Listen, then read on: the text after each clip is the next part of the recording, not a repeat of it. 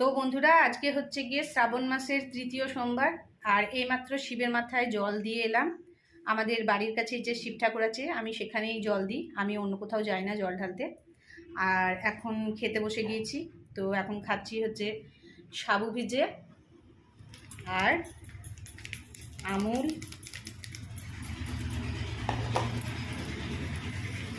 আর সাথে আছে কলা।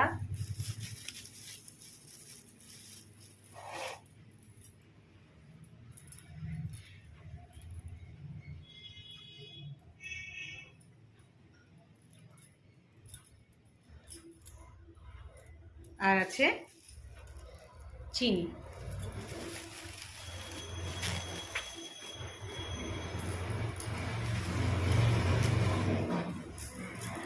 তোমরা কারা কারা আজকে শিবের মাথায় জল দিয়েছো অবশ্যই কমেন্ট করে জানাবে। তো চলো এবার